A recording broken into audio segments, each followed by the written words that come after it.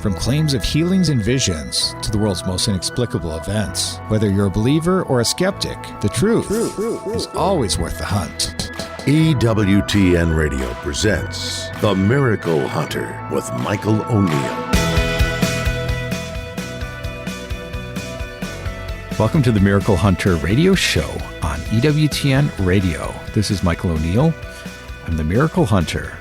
And we've got a great show for you today talking about saints. One famous saint, Saint Rita of Cascia, and one future saint, Venerable Emil Kapaun. And they both have fascinating stories, and we'll be digging into both of those later in today's show. And check out my series, They Might Be Saints. One of the very first episodes re-airs coming up on Sunday, May 24th at 1 p.m., The Martyrs of La Florida. In the battle for souls in pre-colonial Florida, the bloody persecution suffered by Spanish priests and Catholic Appalachian men, women, and children is a forgotten story that must finally be told. Check that one out. They Might Be Saints, The Martyrs of La Florida. And my other program on EWTN is Explore with the Miracle Hunter, and this is one of the more interesting episodes, I think. On Saturday, May 30th at 5:30 p.m. Central Time, I investigate a stunning Marian apparition in Belgium. An 11-year-old Mariette Becco witnessed 8 visions of the Virgin of the Poor who promised to intercede for the poor, sick, and suffering. And that is Explore with the Miracle Hunter Banu on Saturday, May 30th at 5:30 p.m. Central Time. And most people don't know this, but there's only a handful of Marian apparitions that were ever recognized by the Vatican, and that being Fatima, Rwanda in 1981, and 1932 and 1933, Barang and Bonneau from Belgium. And those are the only cases that the Vatican recognized as being authentic in the 20th century. So this episode of Explore looks at our trip to Banu in Belgium and shed some light on that little-known approved Marian apparition. Later in the show, we're going to be looking at the Might Be Saint of the Day. For today's day, we've got Blessed Vincenti Matuszewski, who lived from 1867 to 1899. And we've got the 365 Days with Mary Project. For today's day, we've got the Virgin of Grace from Ayes in Spain in the year 1575. We always try to give you the Marian devotion of the day. You all know Fatima, May 13th, or Lourdes, February 11th, or Guadalupe, December 12th. But believe it or not, there's a different other Marian devotion that lines up to each and every day of the calendar year. So today we've got this one from Spain, Ayes in Spain. We'll be telling you about that one later in the show. And the question of the week: could you please clarify the current position of the Church on the revelations and apparitions of San Damiano in 1961? I'll do my best to shed some light on that. And the miracle of the day, the Donglu Marian apparition on May 23rd, 1995 in China. So I'll tell you more about that in just a little bit.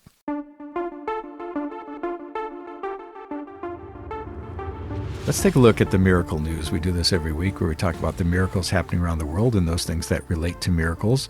And so for today, we've got a news item. Pope Leo XIV has approved a decree recognizing a miracle attributed to the intercession of Mother Maria Ignazia Isacchi, an Italian nun and founder of the Ursulines of the Sacred Heart of Jesus of Asola, and it clears the way for her beatification. And the announcement was made following a meeting between the Pope and Cardinal Marcello Semeraro, the prefect for the dicastery for the causes of saints, and Mother Maria Ignazia, born Angela Caterina Isacchi, in Stezzano in Italy on May 8, 1857. She died in Seriate on August 19, 1934, after decades of leadership in religious education and charitable service. And the miracle that was approved by the Vatican involved the reported healing of Sister Maria Assunta Zappella in the year 1950. And according to Vatican investigators, Sister Zappella had been suffering from severe abdominal pain caused by enterocolitis, believed to be of a different origin, a serious condition at the time could be proved difficult to treat effectively, and medical records examined during the sainthood investigation reported showing that her condition continued to get worse despite treatment. And sometimes they say if you're treated, that can't be a canonization miracle. But if you're getting worse, that treatment is not effective. And so members of her religious community then began praying a novena, asking for the intercession of Mother Maria Ignatia. And church officials said that the dramatic recovery occurred on the final day of a 9-day novena, and Sister Zappella reportedly experienced a sudden disappearance of pain and other symptoms, astonishing the fellow sisters and the physicians who were attending. And a chest x-ray was taken the next day that showed a marked regression of the disease. And Vatican News has reported that doctors reviewing this case described this improvement as rapid, complete, and medically inexplicable.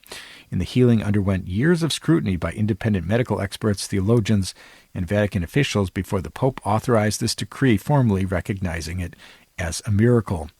And of course, the Vatican has this attention to using rigorous standards in modern sainthood investigations, and cases about alleged miracles are subjected to detailed scientific analysis, including reviews of medical documentation and expert testimony before they can advance to beatification and canonization. And supporters of Mother Maria Ignatia hailed this decree as a recognition of her lifelong dedication to education, prayer, and care for the poor.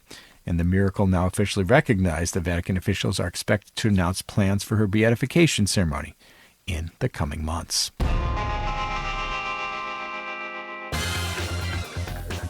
Let's take a look at Catholic Pub Trivia. We do this every week where we ask a trivia question and give a prize to an emailer who writes in the fastest with the correct answer. Last week we talked about St. Therese, a great interview. You can check that out if you go to ewtn.com/radio, and you can click on the audio archive. Listen to the show. The question from last week: what unusual request did the young St. Therese of Lisieux personally make to Pope Leo XIII during her pilgrimage to Rome in 1887? And the answer is she asked Pope Leo XIII for special permission to enter the Carmelite convent before the normal minimum age requirement. She was only 14 at the time, and she wanted to join Carmel immediately. And writing in with the correct answer was Teresa Hurt from Oklahoma City, Oklahoma. She's the winner of last week's trivia question. And the question for this week, we're talking about St. Rita of Cascia. And the question is, how many stigmata wounds did St. Rita of Cascia have? If you think you know that answer and want to win the prize, the image of the faces of Mary, send me an email to questions@miraclehunter.com, and answers and winners will be posted on the show page on miraclehunter.com. We need to take a short break, but when we come back, we're going to be talking with Jonathan Jerome from the National Shrine of St. Rita of Cascia in Philadelphia. Stay with us for that.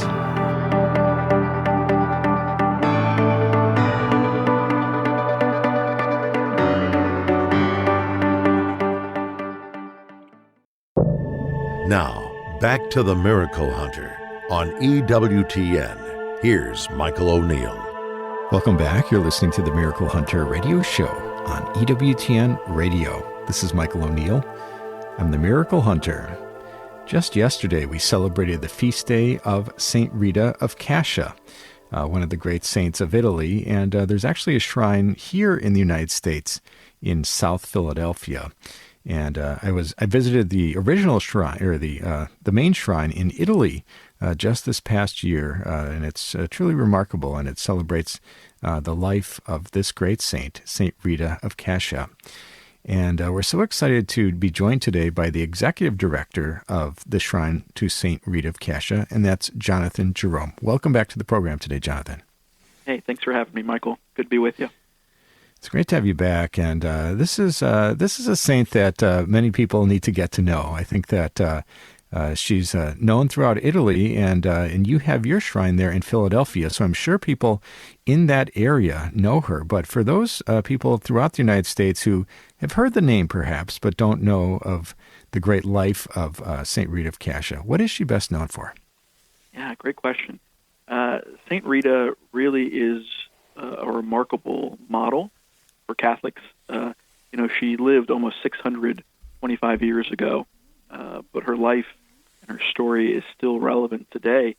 When we think about our saints, a lot of times we pinpoint a particular vocation where they sort of hit their stride. And in St. Rita's case, it seemed like from the very beginning she was already hitting her stride. So she was a really faithful daughter and a proud wife and a very loving mother. And then eventually, through tragedy, she became a widow, and she lost both her husband and her sons within a very short period of time. And then through perseverance and deep faith, reliance on her own patron saints, she became a professed Augustinian nun in Cascia. And now we revere her for a saint and a mystic. So really, she is someone who, after all this time, still speaks to the different vocations that each of us might find ourselves being called to, which I think is a powerful witness and a story that continues to strike the hearts of really millions of people throughout the world. Wonderful. And people do know her as a mystic, and she bore the stigmata in a sort of different way than many of the saints throughout history. Talk about any of the miracles that surrounded the life of St. Rita. Yeah, absolutely. I'll start with the partial stigmata she received, since you mentioned it.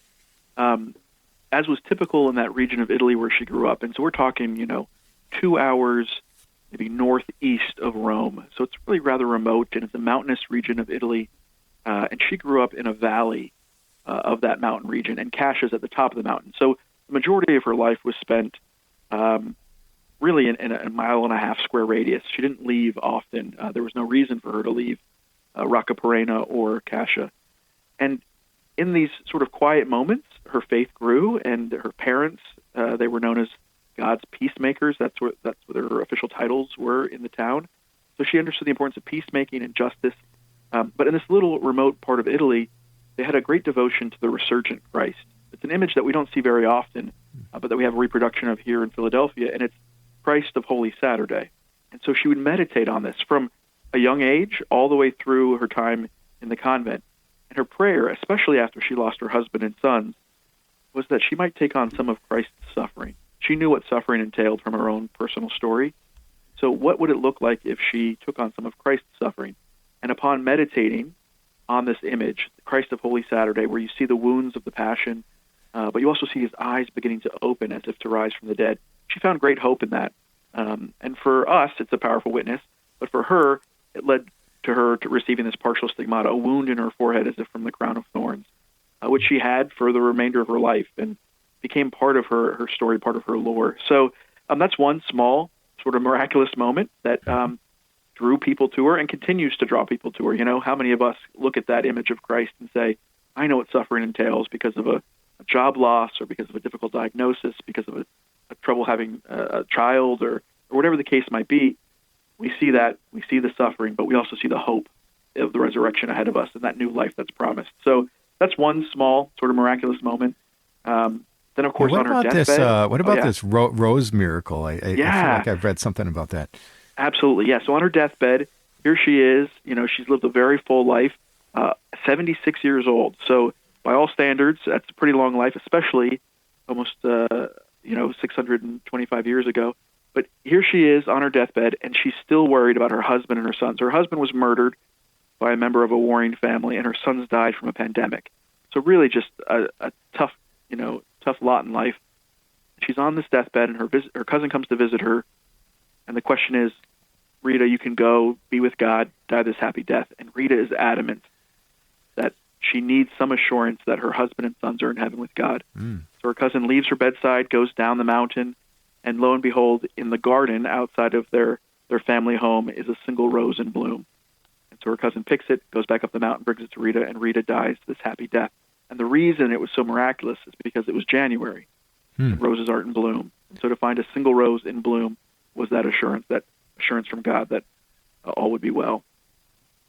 Amazing. We're talking today with Jonathan Jerome, the executive director of St. Rita in Cascia, the National Shrine of St. Rita of Cascia, and that's found in Philadelphia. Tell us a little bit about your shrine. I know this is a big shrine on the East Coast, and people would want to know.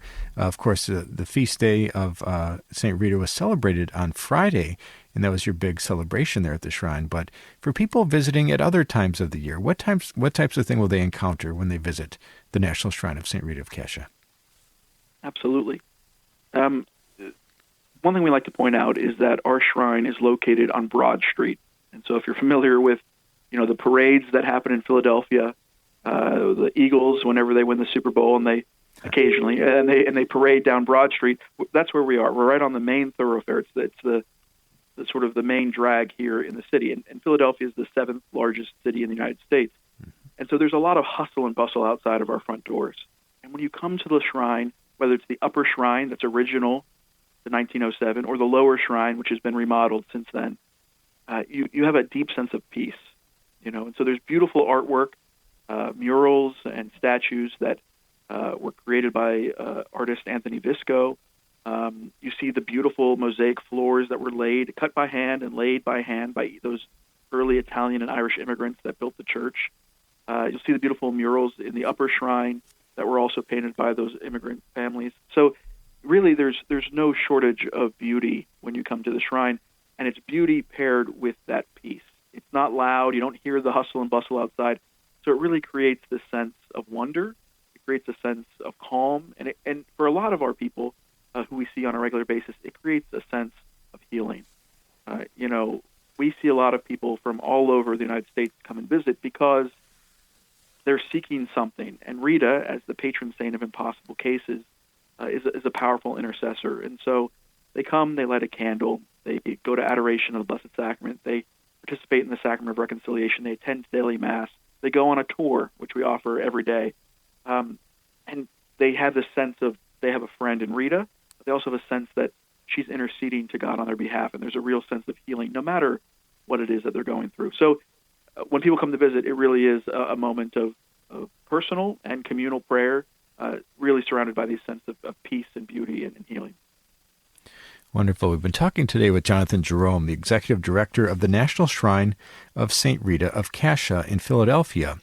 And for those people who are perhaps interested in visiting your shrine or otherwise, or just getting to know this saint, St. Rita of Cascia, what would you say that even though she lived hundreds of years ago, dying in 1457, why is she a modern saint that people should embrace and emulate?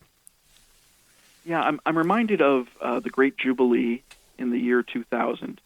As you might recall, now St. Pope John Paul II invited the church to open wide the doors, and that was the 100th anniversary of St. Rita's canonization. She was canonized in 1900 by Pope Leo XIII. And now we have, obviously, Pope Leo XIV. We're very proud of the fact that he's an Augustinian pope, yes. And we're the only national Augustinian shrine in the country. And so there's a lot of pride there, but it sort of points to this idea, going back to Pope John Paul II at the 100th anniversary, when he pointed out that she's the precious pearl of Umbria. And that might just sound like a throwaway title, but for us here at the shrine, it's a reminder that, as Scripture says, we are seen by God as these pearls of great price. Rita, as a model of someone who persevered through difficult circumstances, reminds us that God loved her even, or maybe through, those difficult moments of her life. And what a beautiful testament that is to each of us, wherever we find ourselves. Oftentimes we receive testimonials from patrons and pilgrims and visitors about a miraculous encounter. They prayed for St. Rita's intercession, and they received some moment of grace, some moment from God that reassured them. And there are some big ones. But I'm often touched not only by those, but also by the ones where someone who's struggling with an addiction, or someone who's just down on their luck, someone who got a difficult diagnosis, whatever the case might be, comes through our doors and they have a moment of peace. And they offer a prayer asking for St. Rita's intercession. And that 5, 10, 15 minutes in the shrine allows them to step away from the thing in the world that is causing them the angst, the thing that's causing them the suffering, and to become a little bit closer, a little bit more rested in God's loving presence. So I think Rita, although she's far removed in some ways from our day and age, she still very much has something to teach us about perseverance, about faith, and about taking time in prayer to find God even in the midst of or through that suffering. Great reflections today from Jonathan Jerome, the Executive Director of the National Shrine of St. Rita of Cascia. And for those people who are interested in visiting the shrine or learning more about it, what's the best place that people can go to connect with your shrine? we would love to have people visit our website, saintritashrine.org. And as the title page says, come and see. So reach out to us, schedule a pilgrimage, schedule a trip. It's a big year for the United States, celebrating our 250th anniversary. And so all the more reason to come to Philadelphia, the birthplace of our country, and while you're here, to visit not only the National Shrine of St. Rita, but to visit the other national shrines here in the Archdiocese of Philadelphia. We've really worked out a beautiful relationship that helps to allow and sort of provide all of our pilgrims, anyone who comes to visit, a powerful experience of God in our midst. So visit us online, come and see us in person, visit us on our social media accounts. You'll be kept up to date about what's happening. We'll share testimonials that will inspire you. We'll make sure to include prayers so that you can continue to grow in devotion to St. Rita, but more importantly, through St. Rita to God. Wonderful. Well, we're so grateful to you, Jonathan Jerome, the Executive Director of the National Shrine of St. Rita of Cascia. Thank you so much for shedding some light on the life and legacy of St. Rita of Cascia and your shrine. Thank you for being with us on the show today. Thanks so much, Michael. God bless. God bless. That was Jonathan Jerome. Check out this shrine, St. Rita, the National Shrine of St. Rita of Cascia. You can go to saintritashrine.org for more information or to schedule a visit. We need to take a short break, but when we come back, we're going to be looking at the question of the week. Stay with us for that.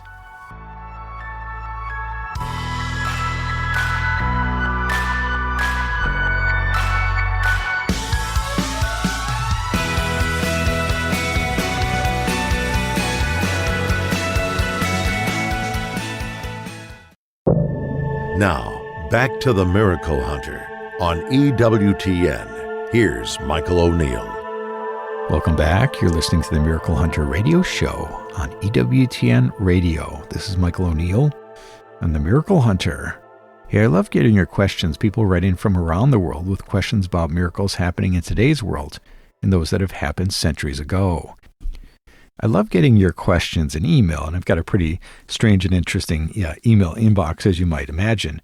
But I also like answering questions in person, and I usually do that when I speak at different times throughout the year. I go 10 or 20 times, travel around the country and speak at parishes, conferences, or shrines, and I talk, of course, about miracles, and I always talk about Eucharistic miracles or Marian apparitions or the miracles of the saints or how the Catholic Church investigates the supernatural. But I really like the question and answer part afterwards. I speak for about 45 minutes, then open it up to 15, 20, 30, 40 minutes of questions and answers, and that's my favorite part. And I get some pretty interesting ones that come in my way. For people who want to have me speak at your parish or your event, you can contact me through my website. Go to miraclehunter.com and click on the Contact tab, and you can send me a message that way. Who knows, maybe I'll be speaking at a parish near you sometime soon. So the question that rolled in this week is an interesting one. It goes, "Hello, Miracle Hunter. Could you please clarify the current position of the Church on the revelations and apparitions in San Damiano? Some people in our parish have been talking about holy grapes that we should have to sustain us. This came from something associated with San Damiano that I've never heard of. Thank you, Barbara." Well, thanks, Barbara, for your question. And you're referring to some apparitions that happened in 1961, starting on September 29th. Mama Rosa Quattrini was the alleged visionary, and this received a negative decision from the Church in 1980 and 2005. But the current position of the apparitions and revelations of San Damiano associated with Mama Rosa Quattrini is negative. The local bishops responsible for this case repeatedly have judged that these apparitions were not supernatural and prohibited their promotion. And the negative judgments were reaffirmed in 1980 and 2005. So what does that mean practically? Catholics are not permitted to present the San Damiano messages as authentic revelations from heaven. The faithful shouldn't organize or promote devotions based on these apparitions as though they were approved, and any claims of these revelations, including special objects, foods, or promised protections, of course, should be approached with great caution. So regarding holy grapes, the Church has never approved the idea that blessed grapes from San Damiano are necessary to sustain Catholics during coming chastisements or crises.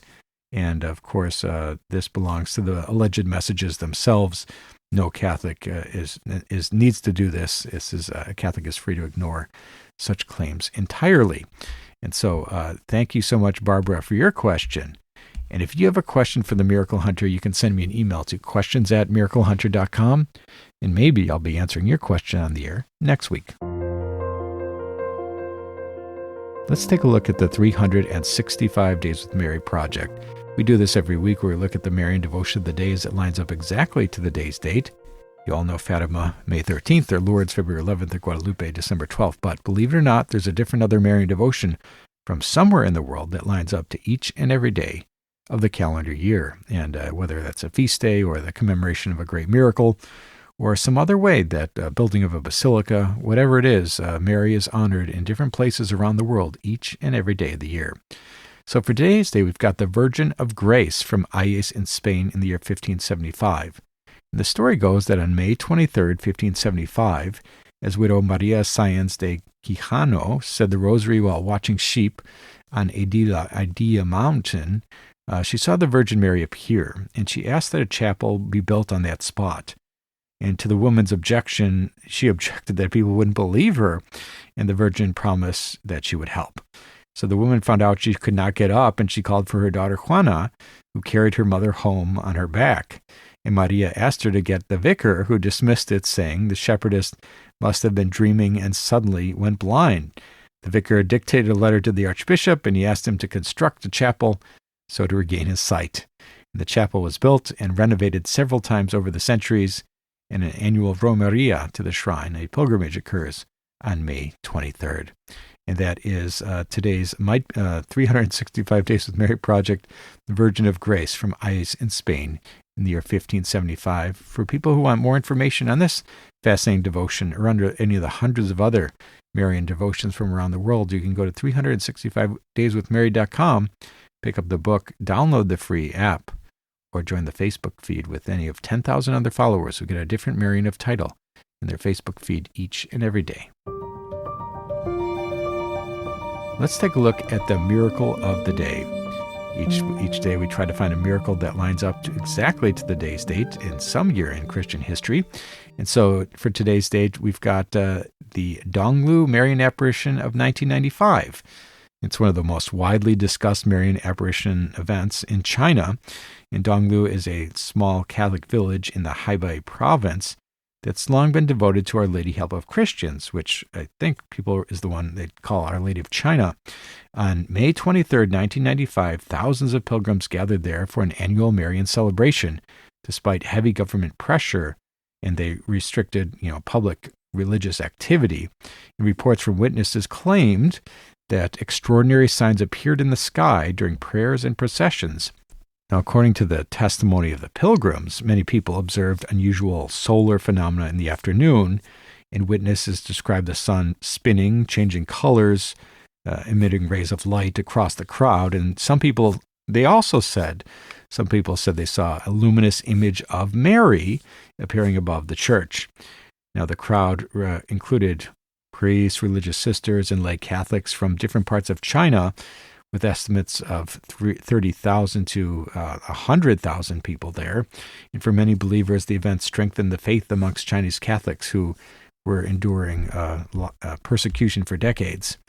And so this devotion connected Donglu and its deep historical roots. Catholics in the village traced their Marian devotion back to the early 20th century, when locals believed they had protection from violence in the Boxer Rebellion due to the intercession of the Virgin Mary. And there's a famous image in Chinese imperial robes of Mary, which I think is the Our Lady of China image most associated with. And Donglu has developed into one of the most important pilgrimage sites for underground Catholics in China. And that is today's miracle of the day, the Donglu apparition of 1995. Let's take a look at the sainthood news. We do this every week where we tell you about the saints coming down the pipeline. So last month, Holy Father Pope Leo received an audience. His Eminence Cardinal Marcello Semeraro, the prefect for the dicastery for the causes of saints. And during this audience, the Pope authorized the same dicastery to promulgate the decree regarding the heroic virtues of the servant of God, Maria Teresa of the Most Holy Trinity. And she's a professed nun of the Congregation of the Carmelite Sisters of the Divine Heart of Jesus, and born on November 13th, 1897, in Apeldoorn in Holland, and died on March 10th, 1926, in St. Louis. And she was a professed nun of the Congregation for the Carmelite Sisters of the Divine Heart of Jesus, and she lived the virtues of humility, faith, perseverance, and hope intensely and loftily. And although she was young, she had a profound faith and great trust in God. Even when she suffered from poor health, even as she faced death, she gave a special witness of hope. And that is the sainthood news for today related to Maria Teresa of the Most Holy Trinity, who is now a venerable. With one more miracle, she'll be a blessed. Let's take a look at the Might Be Saint of the Day. We always try to find somebody whose death anniversary or feast day lines up exactly to the day's date. So for today, we've got Blessed Vincente Matuszewski, who lived from 1869 to 1899. And his feast day is on May 23rd. So he was a priest in the Diocese of Włocławek in Poland, and he was murdered by occupying Nazi forces for the crime of being a Catholic priest. He is a martyr. And he was born 1869 on March 3rd, and he died on May 23rd, 1940 in Witowo in Poland. And he was declared venerable by Pope John Paul II. In that same decree, he was declared blessed on March 26, 1999, and that was a decree of martyrdom, which made him a blessed. With one miracle, Blessed Vincente will someday be a saint and be known as Saint Vincente Matuszewski, and he is today's Might Be Saint of the Day. For those people who are interested in They Might Be Saints, you can connect to They Might Be Saints on the website, theymightbesaints.com, or tune into EWTN on Sunday, May 24th at 1 p.m., where you might see They Might Be Saints, the Martyrs of La Florida.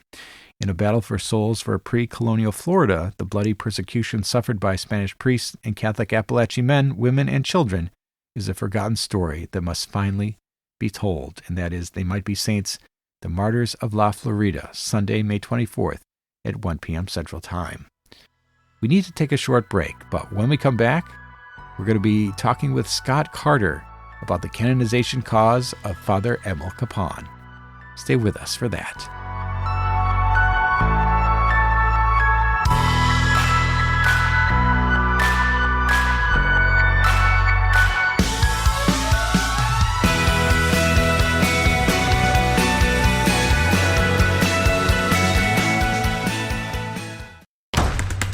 Now, back to the Miracle Hunter on EWTN. Here's Michael O'Neill. Welcome back. You're listening to the Miracle Hunter radio show on EWTN Radio. This is Michael O'Neill from the Miracle Hunter. I always like to keep track of these people along the path to sainthood, especially here in the United States. And perhaps there's something like, less than 30, maybe 28 people who are either venerables or blesseds who are waiting for their miracles before they're recognized as saints as in Rome. One of those people is Father Emil Kapaun, and we've talked about him on the show before, and he is an incredible saint or a future saint. We see him as a venerable. With one miracle, he'll be a blessed. Second miracle, he'll be a saint. We're so excited to be joined by Scott Carter from the Office for the Beatification of Venerable Emil Kapaun, and we're excited to have him back on the show. Thank you, Scott, for joining us on today's program. Always great to share. Yeah, thanks for being back. And this is a saint, future saint that Americans are excited about, especially people connected with the military, and they're always interested in this amazing life story of Father Kapaun. And he's now a venerable, and of course there was the recovery of his relics, which was a big deal. Talk a little bit about what has transpired here in the last couple of years, moving him forward on that path to sainthood. Yeah, absolutely. So we're still very thrilled that last year in February, while Pope Francis was in the hospital, actually, he signed the decree naming Father Emil venerable. And this is a big step because it means that the dicastery for saints and all of their historians and theologians and then the bishops or cardinals that make up the dicastery have reviewed his cause, reviewed his life, and deemed that, he is worthy of someone as someone that the church might hold up for sainthood. In a sense, that he is a good model for us for how to live our life. Specifically, they said that the way he offered his life prematurely, willingly, without complaint, the way he just gave of himself that led to his early death is a great model for us as Christian living. And then with those, potential miracles, once they get approved, the supernatural evidence, then we can advance him more. But so this is great news. I mean, it's a long process, a big step, obviously, in that process to be named venerable. And we do have, some potential miracles in the wings, I guess, for them to look at. You always have to wait your turn in line when it comes to that. But it's a big time for us. This year, actually, May 23rd, 2026, is the 75th anniversary of Father Kapaun's death. And so it's a very fitting, very powerful, very grace-filled time of year for us. Wonderful. And you mentioned a miracle. I know I've read about a number of miracles, one involving a pole vaulter, for example, and others. Do we know which ones are being examined most specifically or sent to Rome for consideration? We know, but because of the ongoing investigation, they asked the diocese not to share the specifics just because they don't want to give, out any impropriety. But, a lot of the stories have been told, and I think it's easier for people to judge, for themselves, whether it could be the requirements. And obviously we await Holy Mother Church's determination. But the reality is, we probably have 4 or 5 potential miracles that we think are good enough to get us across the line. Maybe not all of them, but he seems to have been active. He seems to continue to be active. There's one that's actually ongoing now, which may prove that he's been interceding. And I think it's inspiring because it shows that the Holy Spirit continues to work through the lives of these men and women today. And it is kind of unfortunate that we're not able to share a little bit more. Again, I'm sure if you Google it, people can find these stories. You'll be back on the show when that miracle we will, is recognized. Definitely. Sure. But it shows that God is at work in the world, and He continues to work through those people, those men and women who lived holy lives here. He continues to use them from heaven. As Saint Therese says, my mission's about to begin on her deathbed. And in many ways, Father Emil was like that too. And he was sick in the prison camp, and he had served, just given of himself, staying up late to sneak around to pray with the men, or getting up early to melt snow so they'd have clean water to drink, and he'd offer it to them as morning coffee. But he eventually, his body just gave out from all this work, and the communists caught wind of it and came to take him away. And obviously, the soldiers who were with him, they stood up and they put themselves in between the guards and their beloved chaplain. And I said, no, we don't want to let him go. But he called out and he said, guys, I don't want you getting in trouble on account of me. And one of the men was like, I'm so sorry, Father. And he said, you're sorry? This is what I've been working for my whole life, And another man was in tears and he said, Mike, don't take it so hard. I'm going where I always wanted to go. When I get there, I'll say a prayer for all of you. And just, powerful words that I think reminded the men that, all that he did was to remind the men not to give up, that someday they'd be released from the prison camp.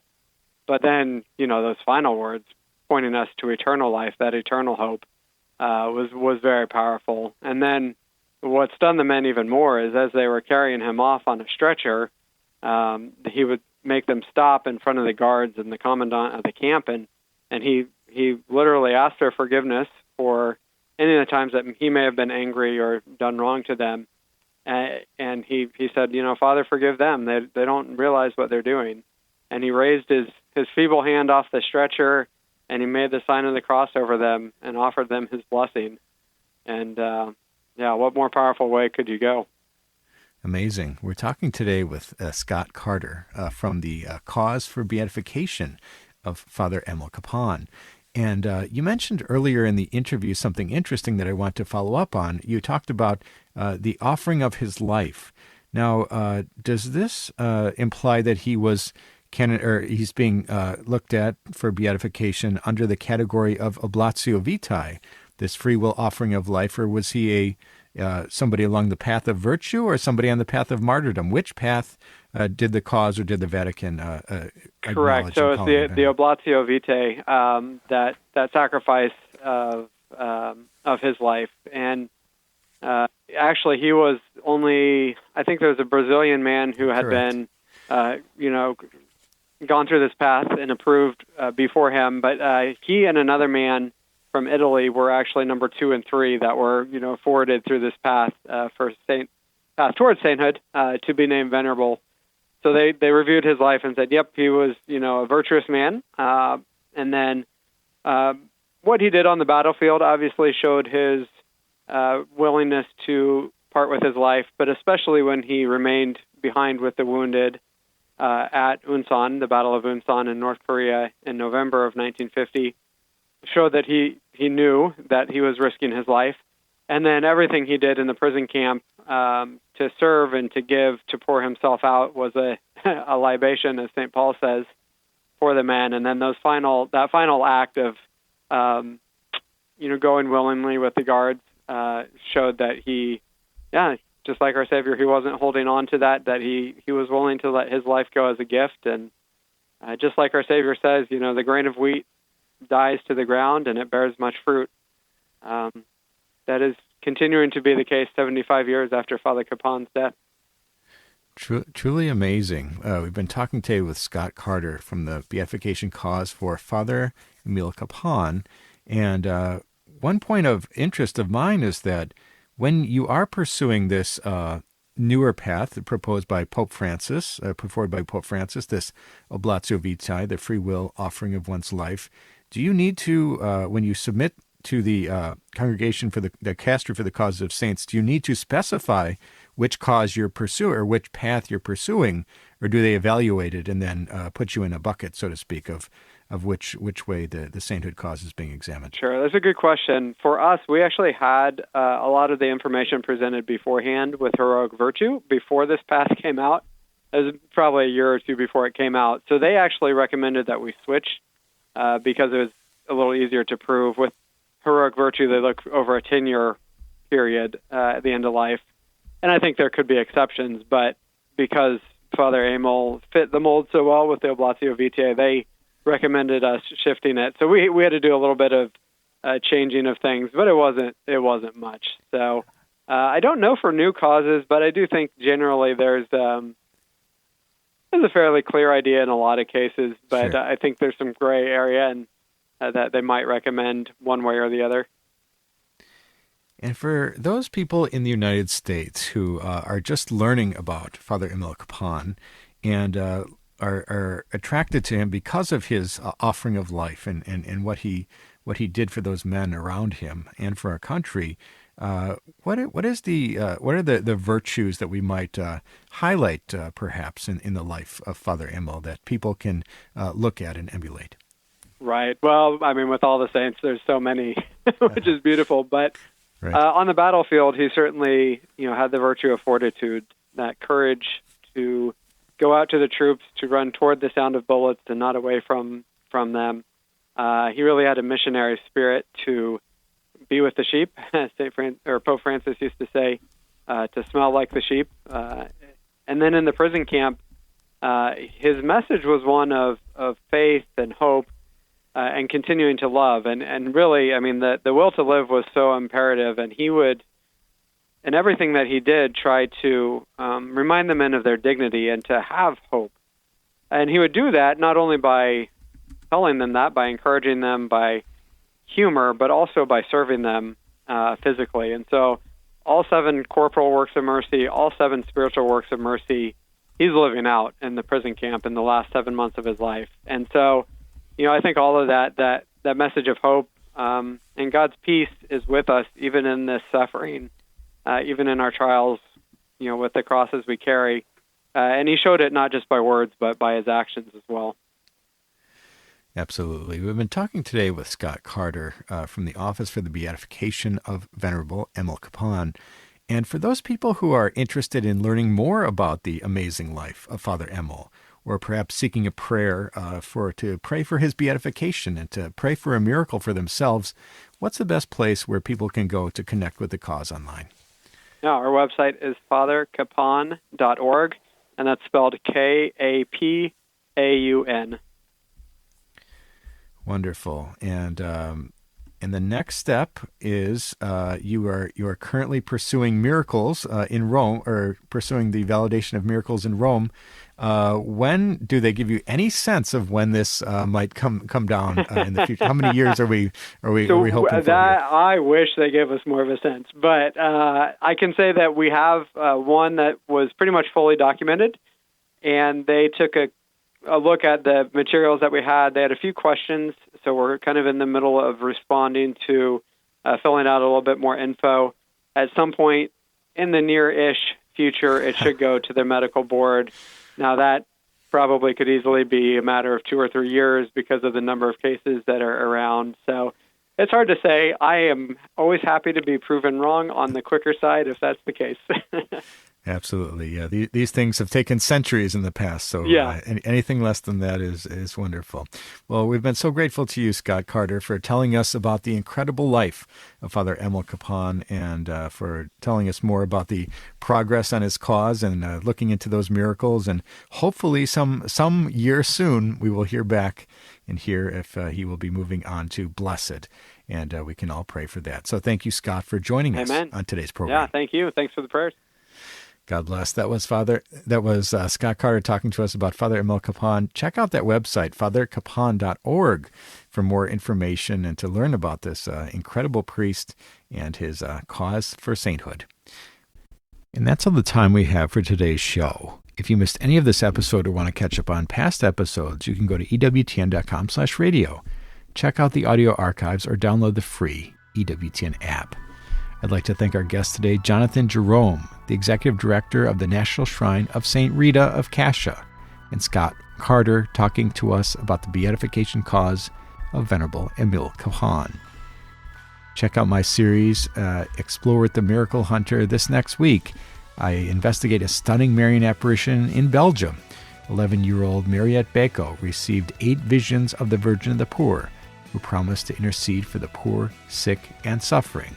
Explore with the Miracle Hunter is every Saturday at 5:30 p.m. Central Time. And I'd like to thank you for joining me today on Miracle Hunter, where from claims of healings and visions to the world's most inexplicable events, whether you're a believer or a skeptic, the truth is always worth the hunt. Talk to you next week.